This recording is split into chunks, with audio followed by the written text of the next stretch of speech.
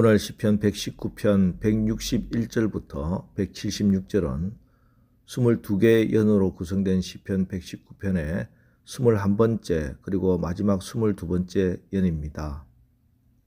우선 오늘 21번째 연에서는 우리가 하나님 앞에서 또 하나님의 말씀 앞에서 취해야 할 두 가지 태도를 말씀하고 있습니다. 경외함과 즐거워함입니다.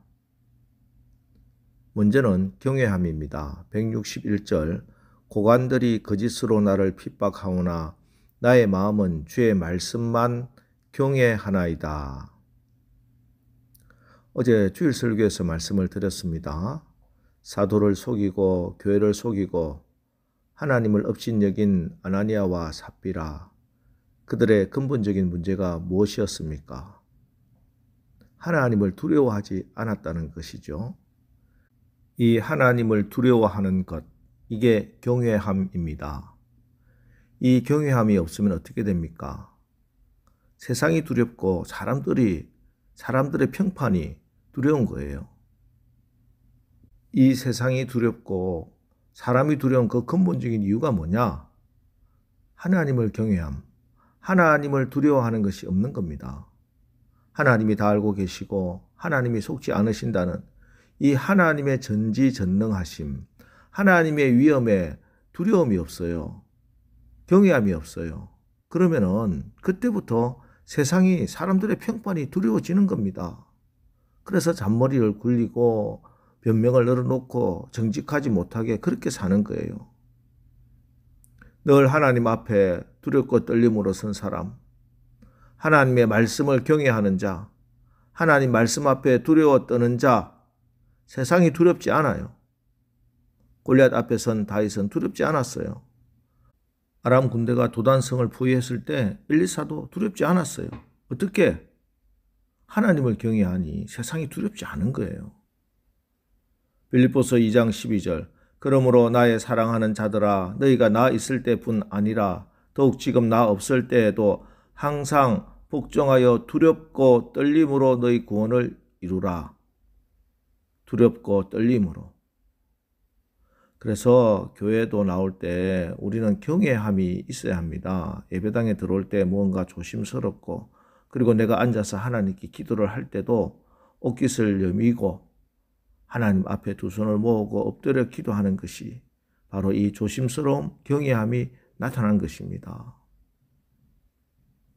그리고 또 하나님 앞에 우리가 가져야 할 태도는 하나님의 말씀을 사랑하는 것, 그리고 그 안에서 누리는 자유와 즐거움입니다. 162절, 163절 사람이 많은 탈취물을 얻은 것처럼 나는 주의 말씀을 즐거워하나이다. 나는 거짓을 미워하며 싫어하고 주의 율법을 사랑하나이다. 그런데 이 두 가지는 순서가 매우 중요합니다. 하나님에 대해서 우리가 경외감을 먼저 가질 것이냐, 아니면 사랑과 자유를 먼저 가질 것이냐, 순서를 말하자면은 먼저는 경외감을 가져야 합니다. 왜냐하면 하나님에 대해서 경외감을 가지게 되면은 그건 신앙의 울타리를 만들고 그 울타리 안에서 자유하고 사랑하고 뛰놀 수 있기 때문입니다. 그래야 방종하지 않게 되기 때문입니다. 아니, 정확하게는 참된 자유와 사랑과 즐거움은 하나님을 경외하는 가운데에만 우리가 누릴 수 있는 것이기 때문입니다. 하나님을 경외하지 않는 자유, 그건 자유가 아니에요. 결국은 육신의 정욕, 안목의 정욕, 이생의 자랑을 위한 죄이기 때문입니다. 이건 우리가 자유를 누리는 것이 아니라 사실은 죄의 노예가 되는 겁니다.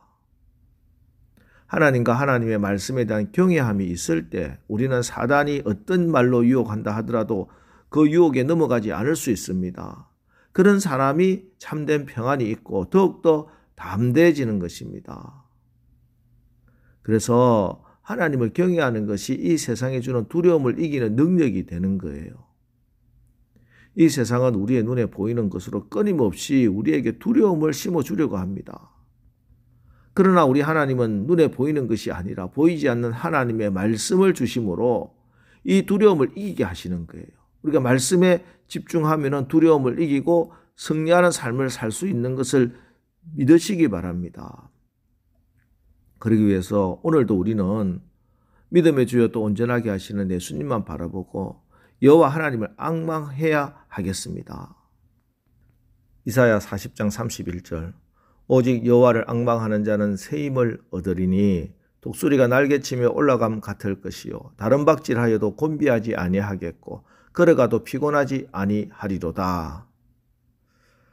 경주마가 다른 것을 바라보다가 흥분하거나 내일을 벗어나지 않도록 경주마의 눈 좌우를 가린다고 하지요. 마찬가지로 우리의 눈과 귀가 하나님의 말씀으로만 가려질 때 우리는 세상이 보여주는 것이나 세상 소리를 이기게 되는 겁니다. 하나님의 말씀을 중하게 여기고 경외해야 합니다. 그래야 세상이 눈에 보이는 것으로 들리는 소리로 우리를 유혹할 때 그 하나님의 말씀에 집중하고 말씀 안에 누리는 참 자유와 평안을 누리며 마귀에게 속지 않고 우리의 귀한 시간과 돈과 관계와 영혼을 도둑질 당하지 않고 승리하여 오히려 탈취물을 얻는 즐거움을 누리게 될 것입니다. 그렇게 해서 그 결과 우리가 하나님을 찬양하고 노래하게 되는 겁니다. 164절 주의 어른 규례들로 말미암아 내가 하루 7번씩 주를 찬양하나이다. 여기 7번이란 말은 하루의 시간을 7번 정해서 하나님을 찬양한다는 의미가 아니라 여러분 성경을 보면은 7이라는 숫자는 완전 수잖아요. 그래서 여기 하루 7번이란 말은 항상이라는 의미로 봐야 합니다. 그야말로 항상 기뻐하고 항상 감사하고 항상 즐거워하고 항상 찬양하고 하나님 말씀이 주는 기쁨이 이런 겁니다. 그래서 이제 시편 119편 마지막 연을 보면요. 171절 주께서 율례를 내게 가르침으로 내 입술이 주를 찬양하리이다. 172절 주의 모든 계명들이 의로우심으로 내 혀가 주의 말씀을 노래하리이다. 175절도 내 영혼을 살게 하소서 그리하시면 주를 찬송하리이다. 주의 규례들이 나를 돕게 하소서. 이렇게 찬양과 노래와 찬송으로 기쁨과 즐거움으로 이 시편이 마무리되는 겁니다. 여러분 오늘 계속 하나님을 찬양하십시오. 여러분의 입술에서 찬양이 흘러나올 때 하나님이 기뻐하시고 하나님이 능력을 베풀어 주십니다. 하나님의 기적을 보게 될 겁니다. 사도행전 16장을 보면 바울과 실라가 복음을 전하다가 한밤중에 착고에 묶인 채 빌립보 감옥에 갇힙니다. 온몸은 맞아서 상처를 입어 아프고 어둡고 축축한 지하 감옥에서 바울과 실라 하나님께 감사와 찬양을 부릅니다. 그러니 하나님이 얼마나 감동하시고 영화로움을 느끼셨던지 빌립보 옥터를 흔들어 버렸습니다. 거대한 진동이 일어나고 지진이 일어나서 옥문이 열려버리고 착고가 다 끌어져 버리고 해방과 자유를 얻게 된 겁니다. 여러분 찬양이 항상 넘쳐야 합니다. 그러기 위해서 하나님 말씀을 중히 여기고 하나님 말씀을 경외하면 됩니다. 하나님 말씀 안에서 우리는 참된 자유와 사랑과 즐거움과 평안과 모든 것을 누리게 되는 겁니다. 여러분 성령은 늘 우리에게 감사와 찬양하라 하십니다. 마귀는 원망과 불평과 탄식을 하라고 하는 것입니다. 아이고 목사님 내 환경에 처해 보십시오. 내 위치에 처해 보십시오. 지금 내가 어떻게 감사와 찬양할 처지가 됩니까? 하고 말씀하는 분 계십니까? 그러나 처지가 안 되니까 더욱 감사하고 찬양해서 그런 처지가 되도록 만들어야 하는 겁니다. 자 오늘 하루 어떤 상황 가운데서도 하나님 말씀을 경외하십시오. 하나님을 찬양하십시오. 그래서 하나님의 영광의 빛으로 가득한 하루를 살아가는 저와 여러분 되시기를 주님의 이름으로 축원합니다. 기도하겠습니다. 하나님 이 세상 만물의 진정한 주인으로 온 우주 만물을 다스리시는 거룩하신 하나님, 하나님을 찬양합니다.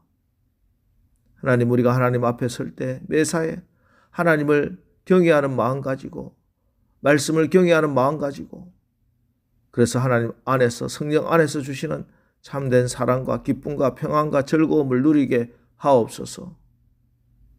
하나님 이 땅에 사는 동안에 우리의 삶 가운데 아직도 어려움이 산적해 있으나 오히려 환난과 고통의 순간이라 할지라도 말씀으로 이미 이루신 구원과 능히 이러한 상황에서 건져내실 것을 믿는 믿음으로 찬양하게 하옵소서.